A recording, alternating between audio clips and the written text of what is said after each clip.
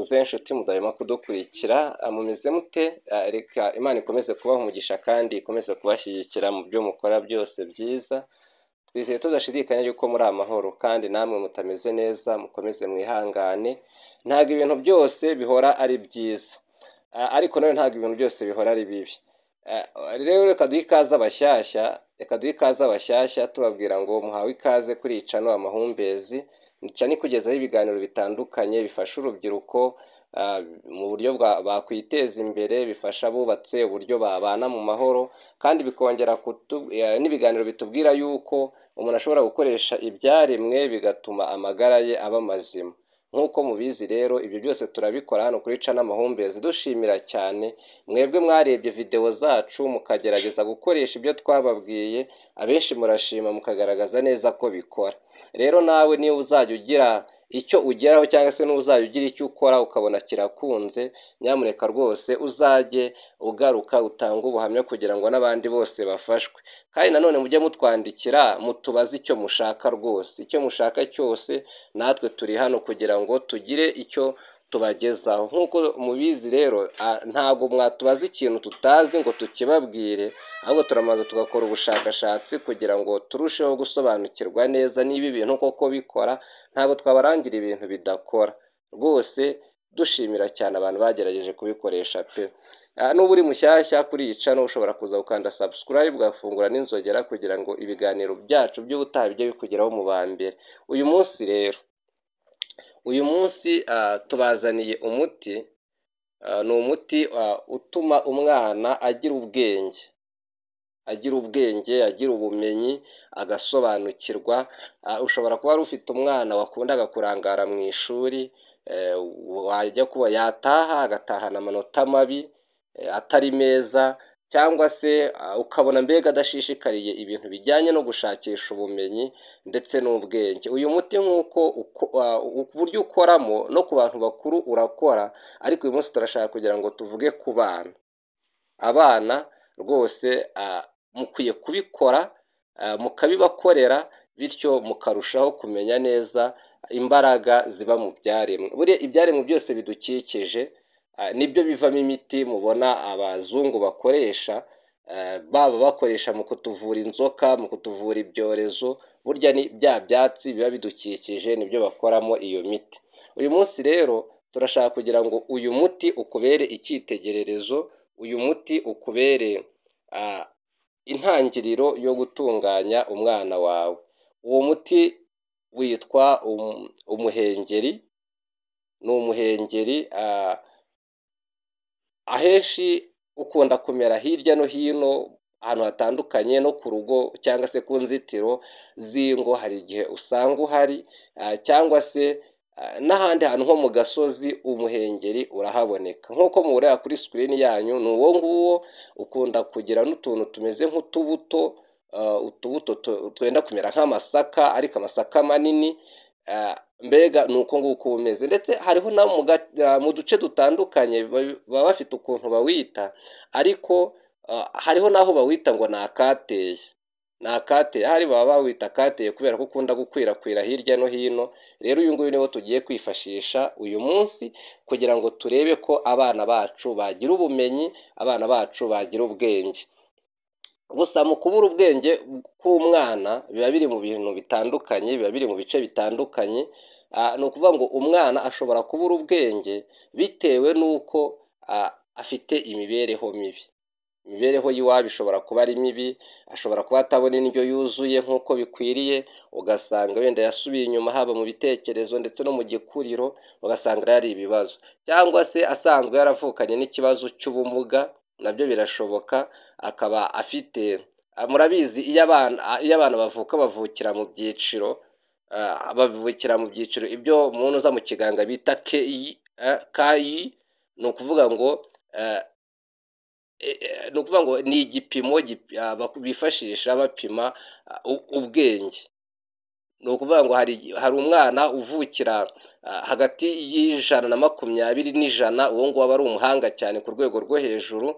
Undi yavukira ku gipimo cy'ijana kuri 70, nawe aba ari umuhanga. Undi yavukira hagati ya 70 na na 50 akaba ari umuntu ufite ubwenge mwo gake gake, hakaba hariho n'undi uvukira hagati ya 50 na 40 na 30, uwo nguwo aba afite ubumenyi buri hasi cyane, noneho hakaza no kugira umwana uvukira muri icyo gipimo hagati ya 30 na 20, uwo nguwo aba ari ku rwego rukomeye rwo hasi, ni wa mwana utatuma ikintu ngo ajye kukikuzanira, ni wa mwana ukunda kwitaho inkonda akazava mu bwana akazagera abo musaza agita inkonda. Noneho hariho n'uva kuri 20 akagera mu 10, uwo nguwo ni wa mwana usanga ahora aryamye atajya abyuka, mbega muri make uwo ngo nta kambakamba, ntagira iki. Rero ibyo bipimo by'ubuzima nabyo biba bishobora kugira uruhare mu gutuma umwana wawe atagira ubwenge. Ibyo byose rero ni ingorane cyangwa se ni impanuka, ni ubumuga bushobora kugera ku mwana. Ni ukuvuga ngo ubwenge ubundi buravukanwa, ariko nanone nawe hari icyo wakora kugira ngo hari ibice byasinziriye nawe ubashe kubikangura kandi ukoresheje umuti. Rero uramanza ukagerageza ugakoresha n'uyu muti, ariko mbere na mbere ukwiye kumanza kumenya ngo uyu mwana wanjye ikintu cyaba kibitera, ikintu cyaba gituma atagira ubwenge ni igiki, maze rero wamara kugisobanukirwa cyangwa se wamara kugikeka ugahita ufata ingamba. Ikindi kintu gikomeye, buriya umwana nk'uko tubizi apfa mu iterura cyangwa se yangirika bakimutwite. Iyo umwana bakimutwite noneho wajya kubona ukabona umubyeyi ahora atotezwa, ahora abona ibintu by'inkuru mbi, ahora akubitwa, ahora abwirwa amagambo mabi, burya umwana biramuhindura, ugasanga ibitekerezo bye cyangwa se ubwonko bwe buri kugenda bwangirika. Ubwonko bw'umwana bwangirikira mu nda mu minsi 1000 nyina, mu minsi ya mbere y'umwana. Ni ukuvuga ngo iminsi 1000, ni ukuvuga ngo kuva nyina kimutwite kugenda akagera ku myaka 2 ubwonko bwe burangirika. Aho ngaho niho ushobora gukangurira ubwonko bw'umwana cyangwa se ugasanga ubwonko bwe warabwangije.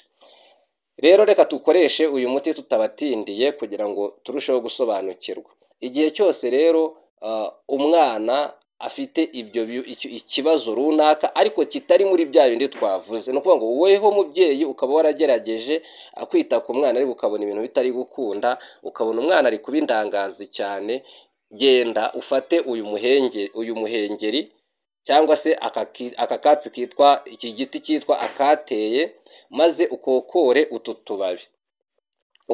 utubabi twako, ugende ufate amazi, ushobora gukokora wenda nk'utubabi twuzuye mu mashyi yawe 2, ni ukuvuga ngo nk'ukuntu wafata umukamato w'amababi ugateka mu birahuri 3 by'amazi, mu birahuri 3 by'amazi washyizemo ako gakamato kangana n'uwo muhengeri, maze ugaha umwana wawe akajya anywa buri gitondo agiye ku ishuri. Rwose ukabikora mu gihe runaka, ntago bigombera igihe kirekire, ahubwo ujya kubona ukabona umwana ari kugenda akanguka, ukajya kubona ukabona rwose umwana nawazanye amanota nk'abandi, kandi ukabona no gukora uturimo mu buryo busanzwe nabwo biri kugenda bigaragaza impinduka. Rero uyu muhengeri cyangwa se aka kateye ugakoresheje rwose kagufasha, kakagufashiriza n'umwana, maze ugasanga ibintu bigenze neza.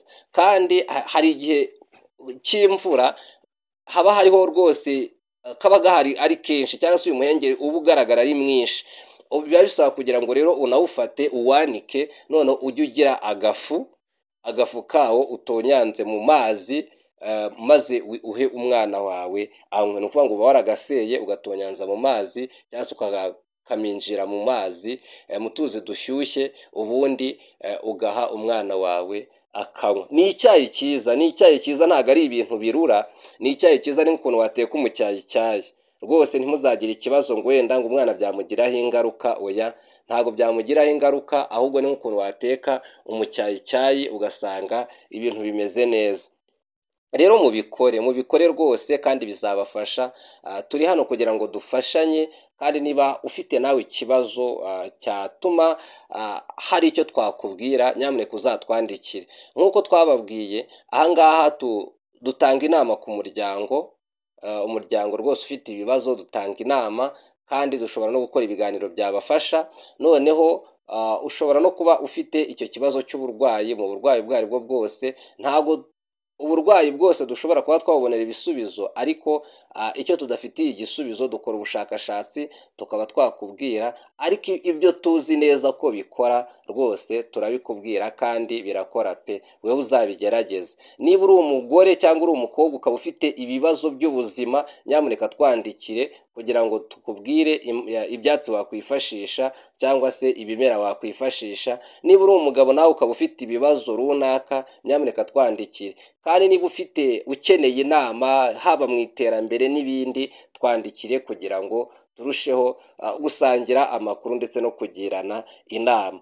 Ikindi, nubona uyu mwana afite ikibazo kidasanzwe, ubona iyi miti nta kintu iri kumufashaho, uzamujyane kwa muganga. Hari n'igihe ashobora kuba afite n'ikindi kibazo cyo mu mutwe, bityo bakarushaho kukugira inama. Ariko ibi ngibi birakora pe, kandi biringaniza imitekerereze y'umwana, ugasanga umwana ari ku rwego rwiza nk'abandi.